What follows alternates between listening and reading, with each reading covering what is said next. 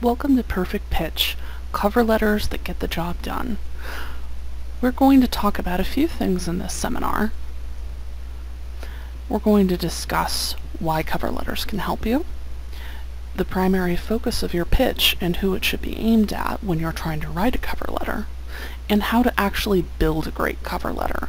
We're going to break down step by step what you should be doing to craft a cover letter quickly that's effective without having to stare at a blank page and think, what do I say now? Just some information about the Writing Center at the Worcester Campus Research Library. We offer one-on-one writing consultations to help you get over that creative block or blank page that you're fighting with. We offer weekly write-ins at the library, which are sort of like commitment exercises. It's like going to the gym. You're more likely to go if you have a friend that's waiting for you, and these are the same thing except for writing. If you have other people that you're writing with, writing doesn't feel like as daunting a task, and if you take something large like a thesis and break it down into weekly chunks or bi-weekly chunks where you meet up and write with other people, it feels more manageable. We also offer resume, CV, or cover letter consultations. If there is ever any way that I can help with getting your writing better or making it more polished or getting it to where you want it to be, please let me know. And finally, we also offer webinars like this one. If there's anything that I can do to help you out with your writing, shoot me an email. My email is Crowner, CROWNER, Crowner.7 at osu.edu. So, why should we even use cover letters? People feel pretty strongly about this. They either think cover letters are the most amazing, useful tool ever for getting a job, or they feel like they're just pointless. Regardless of whether you think they're super useful or not super useful, nobody likes writing a cover letter. But they are actually really important for getting an employer's attention and getting an interview. So why should we use them? Let's actually stop thinking about cover letters specifically for a second, and let's think about books instead. So how do you go about choosing a book? Well, if you've read this author before and you liked the book, you're probably going to want to read them again. And most people choose a book to read based on other people's recommendations. If your friend says it's good, it probably is. Next, people are likely to choose a book based on an appealing cover. And some people will check out what the back cover says, and if the book blurb is interesting, they'll buy it. And finally, a few people like me might just download the first chapter or stand in the bookstore and kind of thumb through it a little bit to see if it's any good. So what about choosing employees? How people choose to hire candidates is actually really similar to how people choose what to read next. If you worked with somebody previously, you're more likely to rehire them if the experience was good. If someone you know recommends a candidate, they're likely to be a good employee. If the application, the resume, and the cover letter are visually easy to read and well organized, that really helps an application stand out from all the others. If the cover letter is strong, you're more likely to be intrigued and read the resume more closely. And finally, if the resume is great, you'll want to interview that candidate and find out more. Just like a book blurb can tell a reader what to expect from a book, a cover letter can tell a recruiter what to expect from a resume. It can also do the reverse. If a recruiter has narrowed it down to 10 candidates with great resumes, a really good cover letter can help you stand out as someone who communicates effectively and understands the company that they're applying for. You want to sell solutions.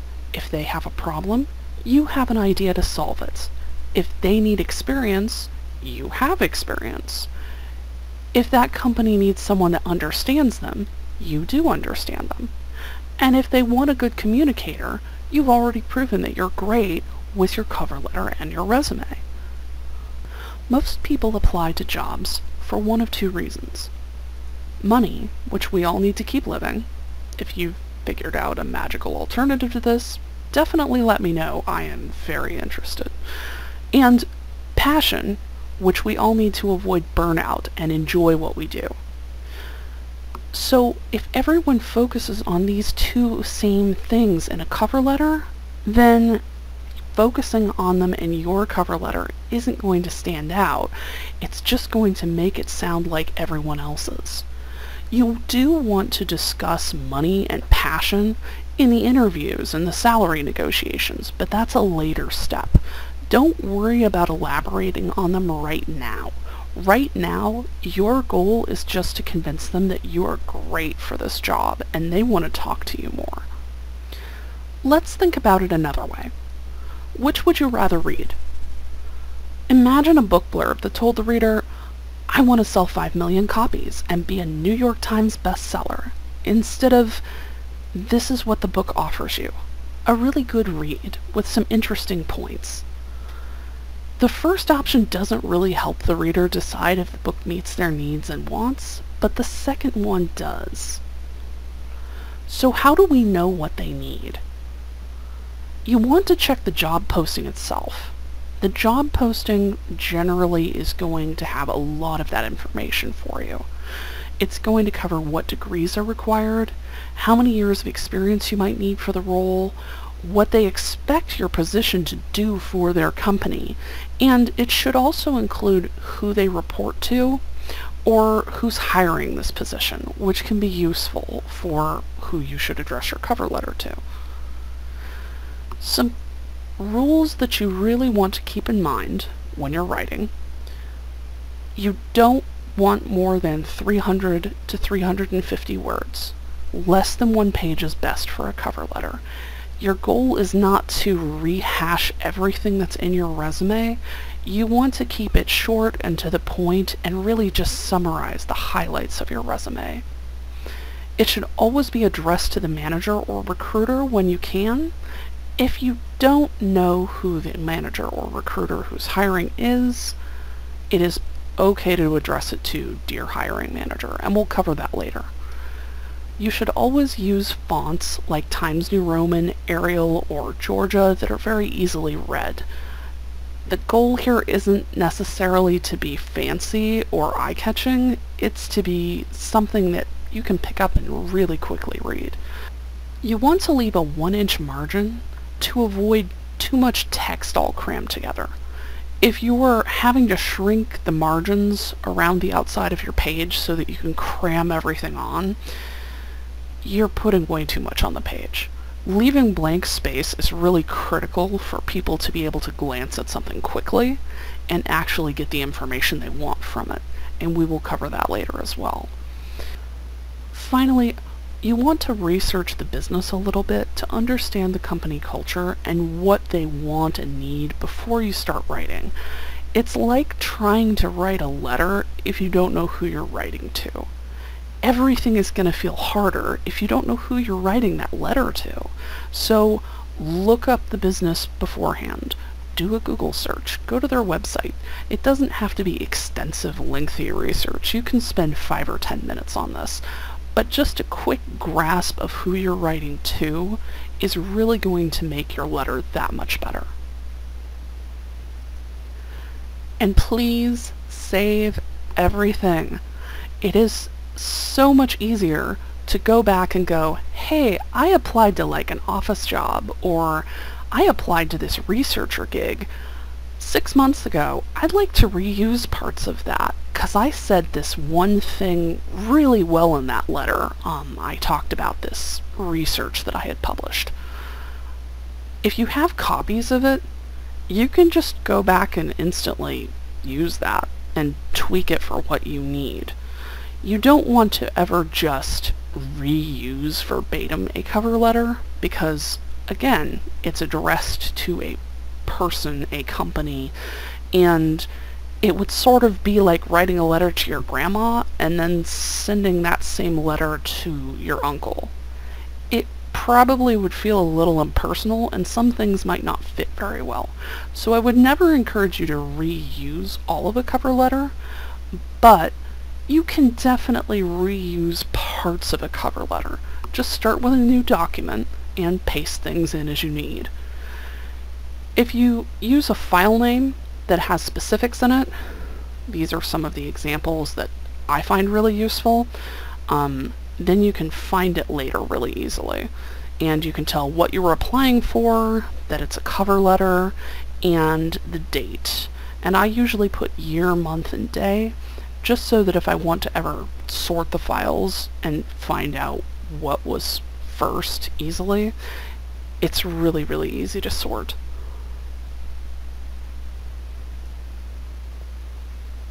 So how are we going to build our cover letter?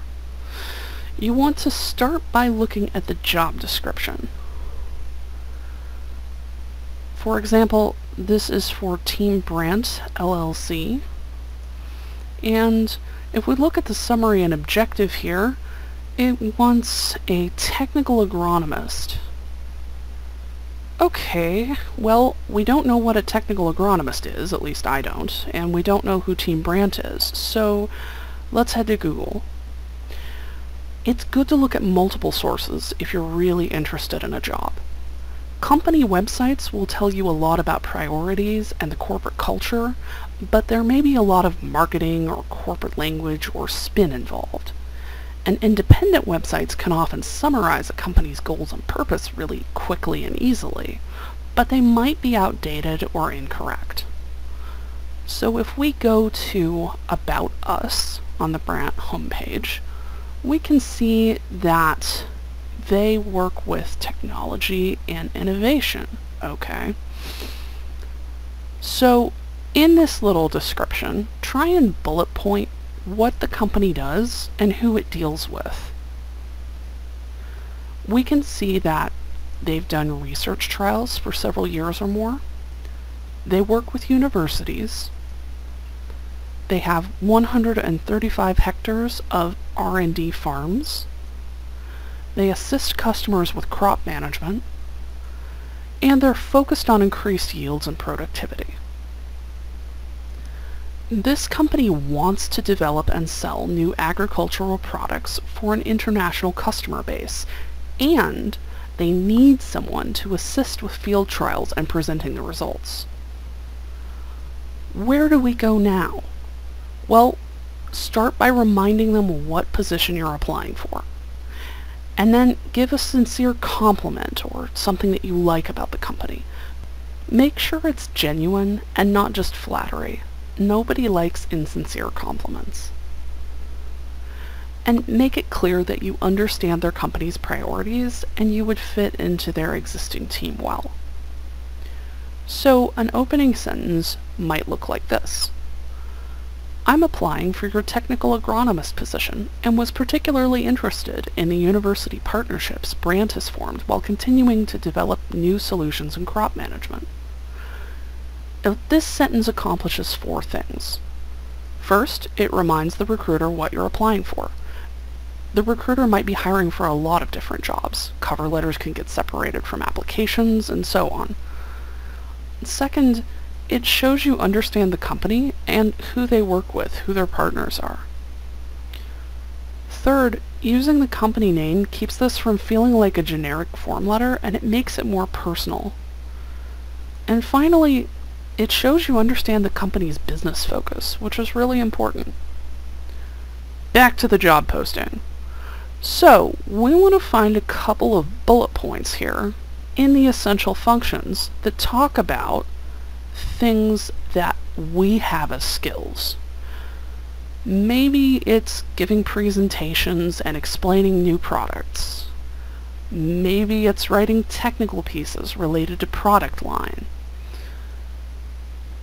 Or maybe we've done a lot of field trials.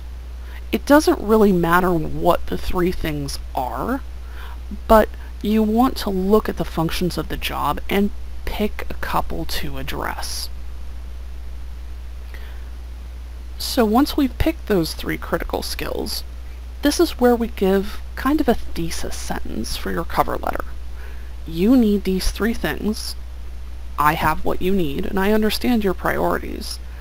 And then in the next paragraph, you can take those 3 points and expand on the results you've achieved, just like you're writing an essay.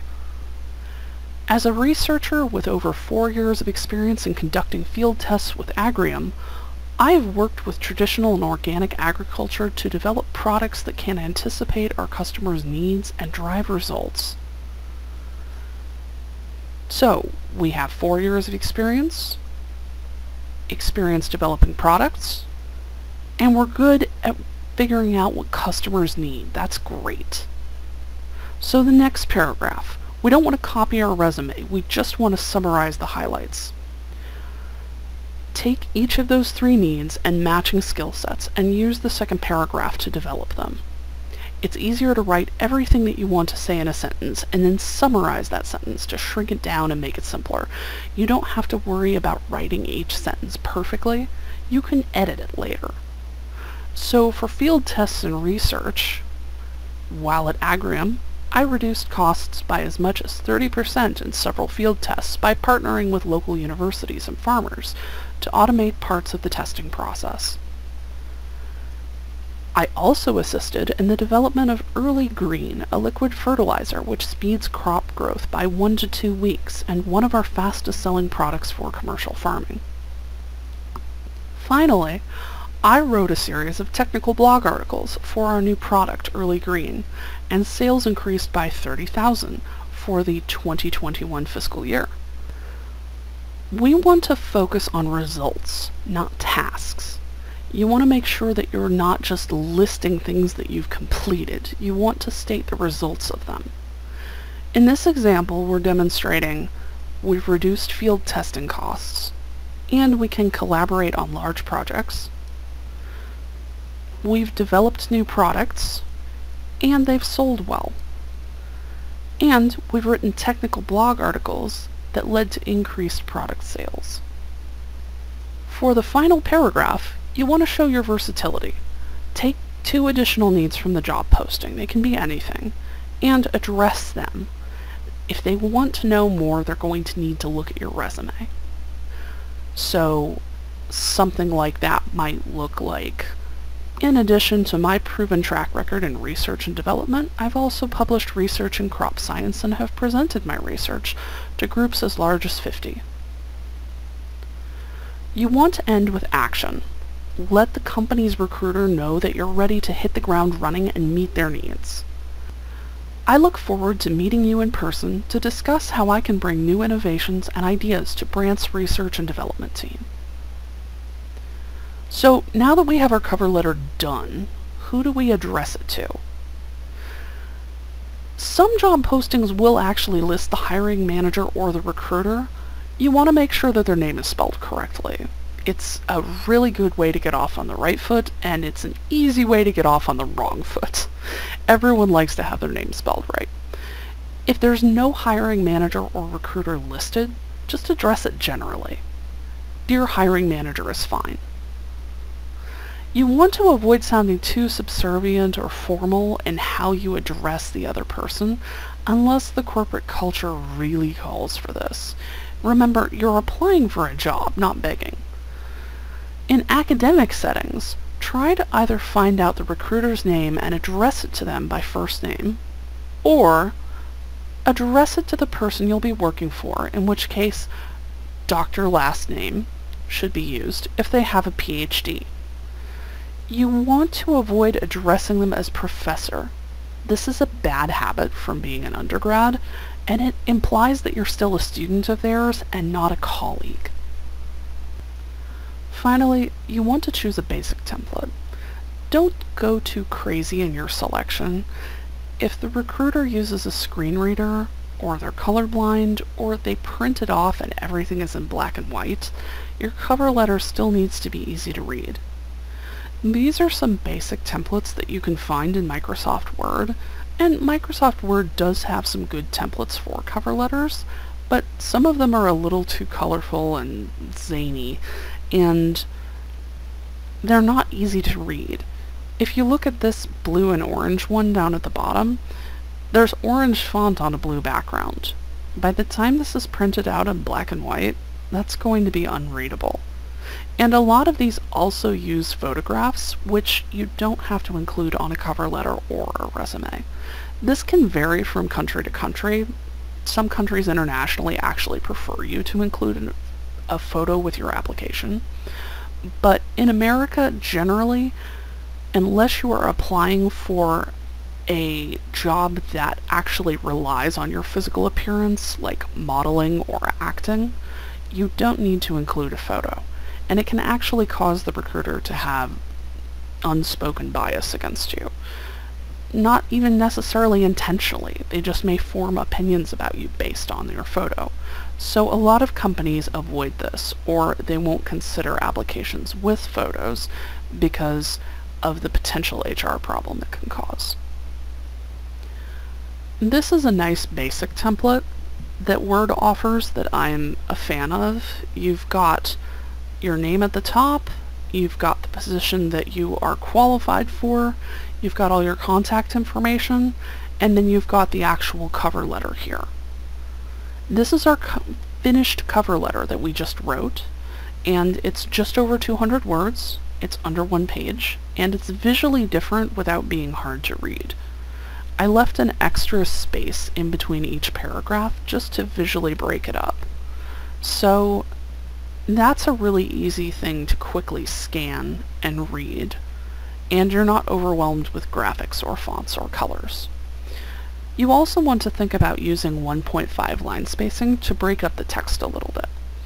1.0 spacing is really cramped and it's not as easy to read, and 2.0 spacing, like you use for a lot of academic papers, tends to take up too much room. 1.5 spacing is the perfect compromise. And remember, don't reuse your cover letters. Repurpose them instead. It can seem really tempting to reuse cover letters because no one really likes writing them, but even if the job is similar, you should avoid it whenever possible. The point of a cover letter is to seem engaged and interested in the company's wants and needs, and the tone, style, or content of your old cover letter might not be right for the next employer. Instead, I really recommend saving copies of all your cover letters and repurposing them. Take the accomplishments and the relevant parts and then rewrite them as needed to fit the current letter. I also recommend starting with a new Word document. If you are pasting things in and editing as you go, you're not going to accidentally leave in old company and hiring manager names like you would if you're just writing over an old document. And finally, if a job posting mentions they expect a cover letter to consider applicants, definitely send a cover letter. Sometimes this is as simple as the hiring manager wanting to see if applicants can read and follow directions or pay attention to detail. If they're not going to consider your application without a cover letter, and they've stated that in the job posting, you're just going to be wasting your time if you're applying without one. And finally, cover letters can make a really good resume exceptional, but remember that it's not going to fix a bad resume. Your resume needs some work too. We also have a resume workshop that I teach, so if you found this helpful, you might want to consider checking that one out too.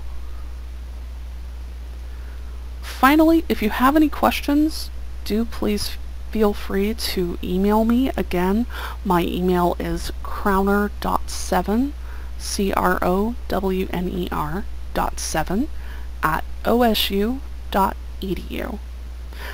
Just one or two quick things that I did want to address in the questions section because we had some really good questions come up in our first presentation of this seminar, and I thought it was worth adding for other people's information. We had someone ask if you should take copies of your cover letter and hand them out at a recruiting fair like business cards. You know, if you don't have a business card, should you be handing out copies of your cover letter to everybody that you meet? No, definitely don't do that. The impact of a cover letter is that it's personal. Again, it's tailored specifically to that company. So if you're taking a letter that's supposed to be tailored specifically to a company and you're passing it out to everyone, it becomes very obvious immediately that you're just using a generic cover letter. And that can have the opposite effect. A good cover letter makes you seem engaged and interested in the company's needs and wants, but a form cover letter, especially when it's obvious you're giving everyone the same letter, just makes it seem like you didn't do any research about the company. You probably don't even know what they do, and you look like you're really desperately searching for a job, which, let's be honest, we're all desperately searching for jobs, but you don't want to appear too desperate when you're looking for a job, because that makes it seem like you're unhireable for some reason. Having a copy of your resume to pass out would be a better solution. A resume is focused on what you've accomplished, and it actually details what you've done, and it's not expected to be specifically tailored to the company. So as long as you have a professional resume that you can pass out, that's not going to seem strange. Something else that was asked was, where was a good place to find templates? That really just depends on what you're applying for. If you are, for example, a graphic designer, your resume is going to look very different than a more traditional resume. It's going to be more stylized, more graphic, more interesting visually, and you may want to look for some examples of what that looks like. If you're applying for an engineering position or a researcher position, those resumes and cover letters are going to be more standard. And Word has some great templates for those. Google also can bring up some good templates. The key thing isn't to have a specific template. There are many, many good ones out there. It's just to evaluate that template for, is it too colorful, too graphic, too distracting? And is it detracting from what I'm trying to tell the recruiter? You want people to focus on what you're actually trying to say in the cover letter, and not on the floral graphics or the snazzy pictures that you might want to use. If you have any other questions that I haven't answered in this presentation, again, please feel free to shoot me an email. I love getting questions and I love helping people out. There are no bad questions. Absolutely, if anything confuses you or puzzles you or frustrates you and you think I might be able to shed some light on it, definitely contact me. Thanks for watching, and good luck with your job search.